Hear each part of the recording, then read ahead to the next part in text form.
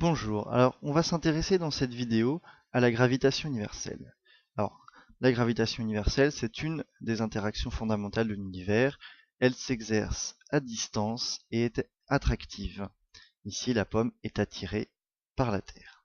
Alors Isaac Newton a montré que la gravitation régit aussi bien la chute des corps sur Terre que le mouvement des planètes.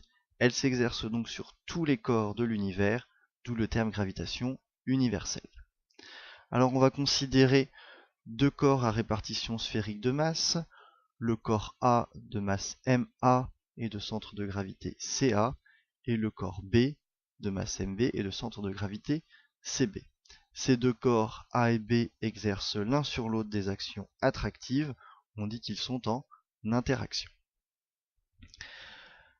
Alors on va modéliser cette action attractive, l'attraction attractive exercée par le corps A sur le corps B.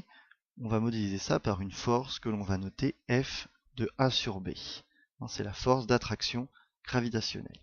Alors les caractéristiques de cette force vont être une direction, la droite passant par CA et CB, un sens, le corps A attire le corps B, donc le sens va donc être de CB vers CA, un point d'application,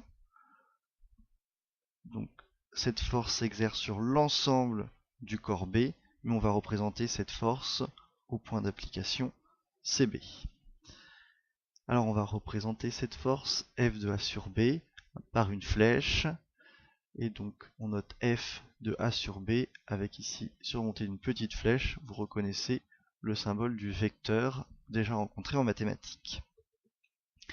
Alors cette force A sur B, elle a une valeur qui dépend uniquement de la masse de A et de B et de la distance qui les sépare. Alors on va voir l'expression de la force gravitationnelle entre ces deux corps. Alors F de A sur B est égal à grand G, la constante de gravitation universelle, fois le produit des masses MA fois MB, divisé par la distance qui les sépare au carré. Alors on fera attention aux unités. La force va s'exprimer en newton, les masses vont s'exprimer en kilogrammes et la distance entre les deux corps en mètres. Alors la valeur de la constante de gravitation universelle ainsi que son unité vous seront données lors des exercices et des devoirs. Alors, réciproquement, le corps B va exercer aussi une force sur le corps A. Cette force va être de sens opposé, mais de même valeur. Un B attire A autant que A attire B. On va donc pouvoir représenter cette force F de B sur A comme ceci. Alors on va maintenant parler de la notion de pesanteur. Tout corps placé au voisinage de la Terre subit une attraction. On dit que ce corps a un poids. Alors le poids P d'un corps à la surface de la Terre, eh bien, il résulte de la force d'attraction gravitationnelle exercée par la Terre sur ce corps. Alors l'expression du poids que vous avez vu en troisième est P égale M fois G. Le poids P est une force qui s'exprime donc en newton. G, c'est l'intensité de pesanteur exprimée en newton par kilogramme. Et attention, la masse doit être exprimée en kilogrammes. Alors on va chercher à déterminer l'expression de l'intensité de pesanteur petit g. Alors pour tout corps de masse m à la surface de la Terre, on a le poids P de ce corps qui est égal à la force exercée par la Terre sur ce corps.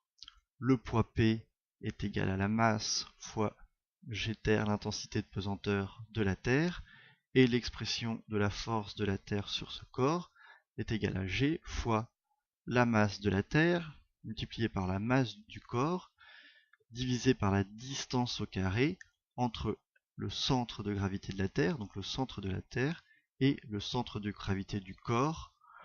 Donc on peut considérer que la distance entre ces deux centres, eh bien, c'est le rayon de la Terre. Alors ces deux expressions étant égales, on aboutit à cette relation.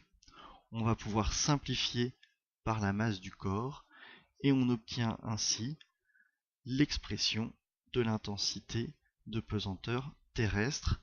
Alors ce raisonnement peut s'expliquer à tous les astres et on peut ainsi déterminer l'intensité de pesanteur d'un astre.